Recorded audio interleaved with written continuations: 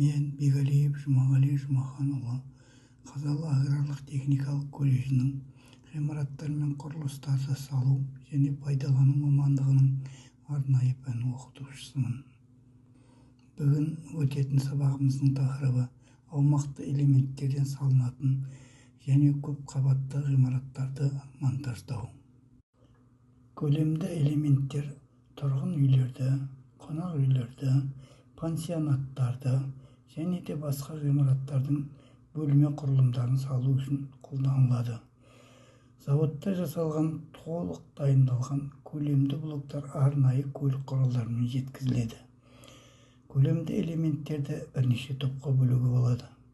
Тұрғын үй құрылысына арналған блок элементтер, блок бөлмелер, соның ішінде блок ас үйлер мен баспалдақтар. Тұрғын үй құрылысына арналған блок секциялар, блок пәтерлер, екі бөлмені қоса алғанда ғимараттың бүкіл еніне арналған блоктар, жай көлемді элементтер, санитарлық техникалық кабиналар, лифт шахталары.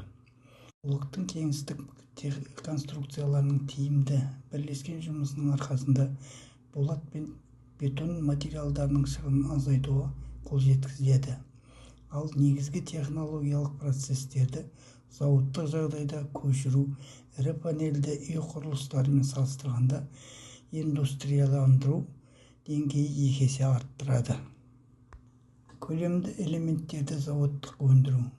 Көлемді элементтер заводтарда 2 бағыт бойынша дайындалады. Біріншісі арнайы қалыпта оларды монолитті тәсілмен қалыптастырады. Екіншісі заводта құрама темір бетон элементтерін арнайы кондукторда жиналады, дәнекерлеуде біріктіріледі, буындары аммонизацияланады. Заводтық жағдайда барлық әрлеу жұмыстары жүргізіледі. Терезе блоктары орнатылады және әйнектеледі. Есіктер ілінеді.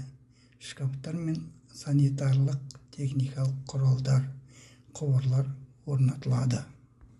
Көлемді элементтерді тасымалдау. Салмағы 6 тоннадан 30 тоннаға дейінгі дайын құрама элементтер кранмен арнайы кеңістікте тепе-теңдік траверсі арқылы көлікке тиеледі және құрылыс алаңына жеткізіледі. Онда монтаж тікелей көлік құралдарынан жүзеге асырылады. Заводтарда ағынды өндірісте блок бөлмелердің массасы 6 тоннадан 10 тоннаны құрайды. Ал блок пәтерлер 20 тоннадан 30 тоннаға дейін болады. Көлемді блоктардан ғимараттарды тұрғызудың бірқатар технологиялық шектеулері бар.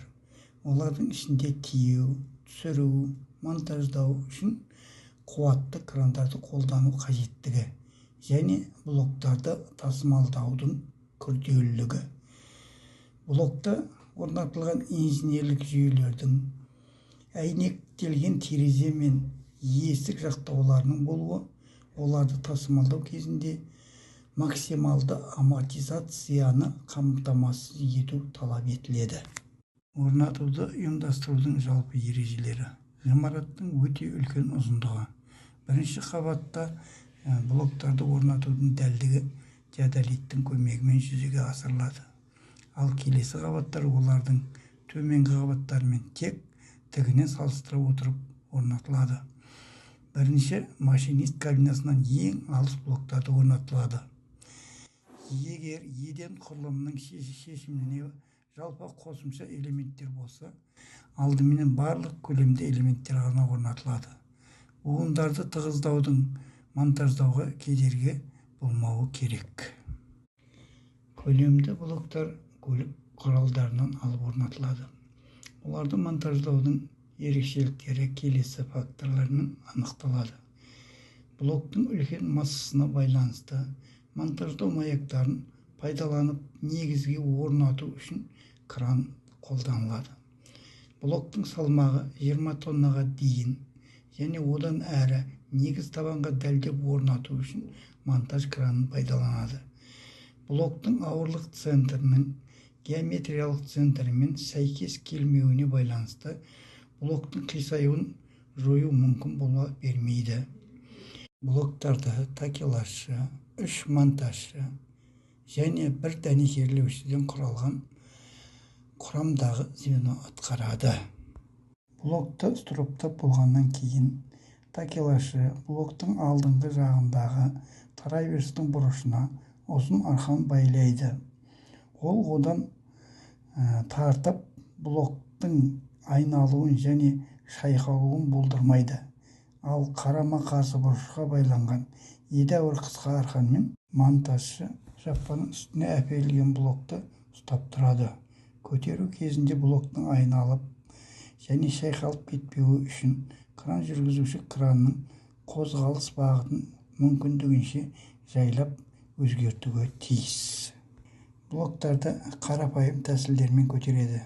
Алдымен 30-40 см көтеріп, строптардың беріктігін тексеріп алады.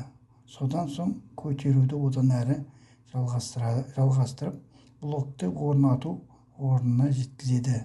Аумақты элементтерді монтаждау кезінде уақытша бекітпейді, өйткені олардың өзі де мейлінше орнықты болып келеді. Әйтсе де оларды тіреу алаңшасына салғаннан кейін жылжыту қиын болады.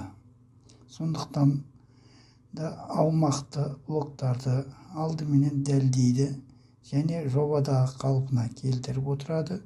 Осыдан кейін ғана строптарды босатады.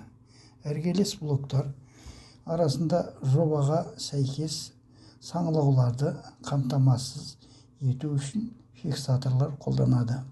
Аумақты блоктарды орнына түсірген кезде фиксаторлармен тығыз біріктіріп орналастырады.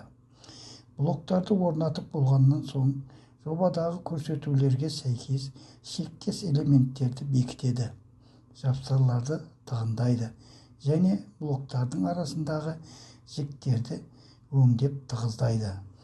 Ғимаратты қабат ішіндегі монтаждау жүйесі қолданылатын кранның типіне және ғимараттың конструкциялық схемасына байланысты аумақты элементтерді ғимараттың орта тұсына бастап шетіне қарай орнатады. Сыртқы жапсарларды аспалы жеңіл сатыларға шығып бекітеді. Санитарлық техникалық кабиналарды, лифт шахталарын және басқа да аумақты блоктардан әзірлеу олардың геометриялық өлшемін және құрастырмалы жабдықтардың комплектілігін тексеруден тұрады. Лифт шахтасының элементтерін орнату үшін ерітіндіден төсеніш төселеді. Төсеніш төсеу алдыменен желдеткіш пен лифт бөлігінің саңылауын жабатын қалқандар алынып тасталады. Лифт шахтасының қоршауы жанында және шахта ішінде қандай да бір жұмыстар жүргізіліп жатқанын тексеріледі. Орнатылушылардың бірі ерітіндіні күрекпен береді, ал екіншісі арналарды біртіндеп тасымалдамас үшін оны қалақпен тегістейді.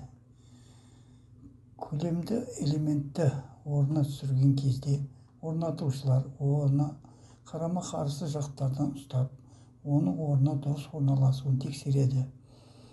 Қалыптасуда алдын ала жасалған белгі бойынша лифт шахталарының орнатылатын және орнатылған элементтердің сыртқы шектері бірігуі тиіс.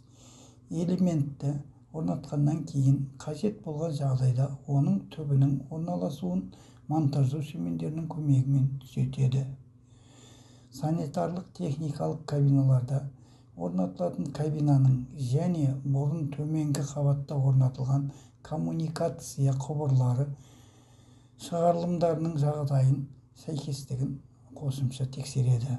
Содан кейін блоктың барлық 4 бетінің вертикальдығын рейка ілу арқылы тексереді.